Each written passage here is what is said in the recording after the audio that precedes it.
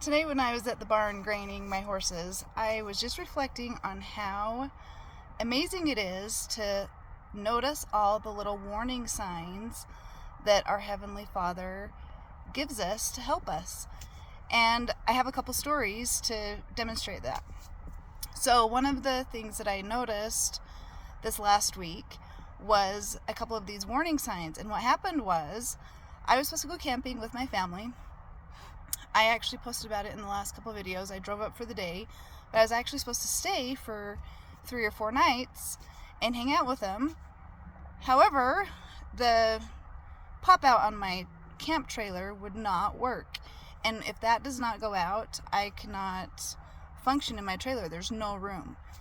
Well, my husband looked into the issue and discovered that part of the problem with the pop out, if you hand crank it, it's too difficult for me. I'm not very strong, and he said it was a chore for him, and he is 3 times stronger than I am. So that wasn't an option. My husband didn't have work off, so he couldn't go with me to help me. There was brother-in-laws and my dad up there, but he said for me to be able to show him and explain to them would just be too much hassle, and so he just said, can you just drive up on your own and maybe just drive back and forth? It's only an hour and a half. And I said, yeah, we'll plan on that. Well, then the day I drove up to go with my family, to hang out with them, go camping, and just be with them, and then I was going to drive back and forth to sleep at night, there just happened to be a huge forest fire that started just hours before I went up. And it just happened to be close in the proximity of where my family was. So they decided to all pack up and leave and go home that very day. And so I wasn't going to be driving back and forth like I had planned. Well, come to find out, later that weekend, my husband, our truck had been sitting. Well, he took it to run his errands, and while he was out and about, the tight rod ends on both sides of my truck were just garbage. One of them broke completely. The other one was just hanging by a thread. My tires on my truck both went like out. You know how tires go. Anyways, they were both facing the opposite direction that they should. And my husband had to spend his whole Saturday fixing that issue with my truck.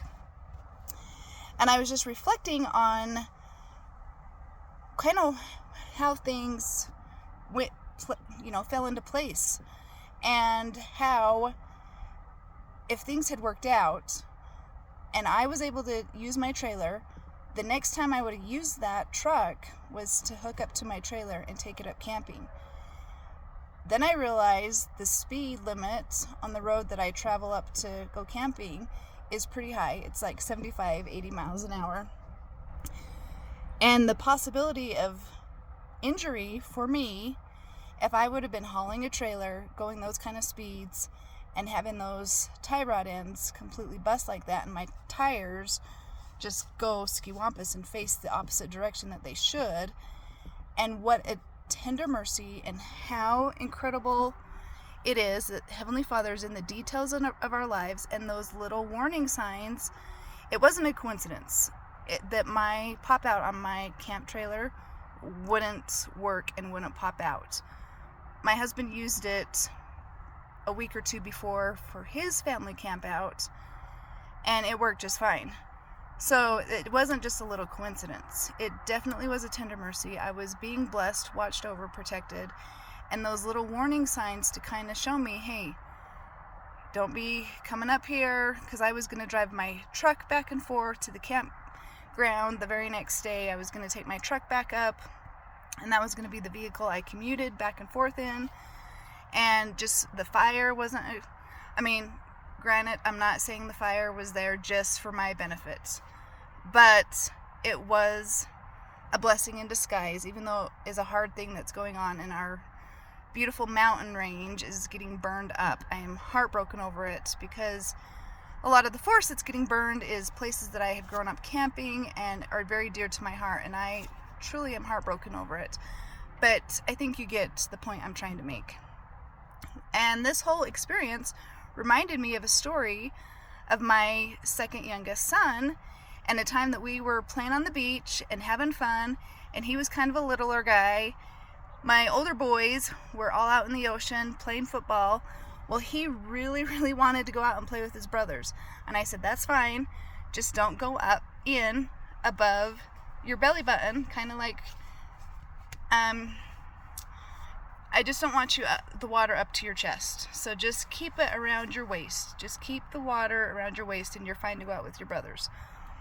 Well, he kept telling me, arguing, Mom, I know how to swim. I can go up to please let me go up to my shoulders. Please let the water go up to my shoulders. And I just did not feel good about it. And I was like, no, buddy, please just listen to me and trust me. I don't want you going in past your waist or your belly button. Well, I got busy and distracted making sandcastles with my youngest son and my youngest daughter. And my second youngest son saw that I was distracted, and he wasn't getting the ball thrown to him because he wasn't out as far as his brothers. And he was like, my brothers are out there, I'll be fine. And so he ventured out farther into the ocean, and he went up to his chest, and just the way the waves were, he eventually got to the point where he was up to his neck, and then he realized he can't touch the bottom of the ocean anymore, and he's having to swim. And then he realized the more he tries to swim towards shore, the farther away from shore he had gotten. And yes, you guessed it, he was caught in a riptide and was getting hauled out to sea. Thank goodness my dad was on this trip with us and recognized what was happening, knew what a riptide was, recognized that Temis was caught in one, was yelling instructions to my son to stop swimming towards shore, and he gave him instructions to swim towards him, which was parallel with the shore. And he was really struggling because of the waves, and so my dad ended up having to swim over to him, help him keep his head above water. They were able to swim parallel to shore until they got out of the riptide and make it safely back. But it was a close call.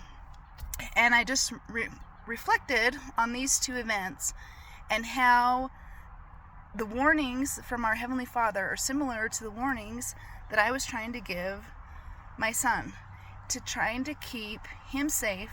Our Heavenly Father gives us those same warnings, those same promptings to keep us safe if we're paying attention, if we listen. And when we do hear it plain as day, like my son did, to heed those warnings, to heed those promptings, and follow those promptings and those warnings, and we will be kept safe. And I have a testimony of this, and I wanted to share, and I wanted to invite anyone else who might have something that they would like to add to this testimony and share. That would be wonderful. I would love for us to build a community where we have a safe place to share and lift each other up. If any of you guys have any questions or certain question, like if, I know I just said that, but what I'm trying to say is if you're thinking, you know what, I wonder if she can relate to this, or I wonder if she has a story pertaining to this, I could really use some help with this, please reach out, put it in the comments. I would love to interact. I think it would be great for all of us to be able to interact and help lift each other up. I also, in the description, have some fun things that help lift me up. If you guys want to check those out, I don't know if the same things that help lift me up help lift you up. They're just some fun, inspirational like shirts that I've made and created, as well as some other fun little trinkets that pertain to my youngest son who passed away, and his football jersey number was 23. And if you go to the description, it'll all make sense. And if you have questions, feel free to reach out, and we will see you next time.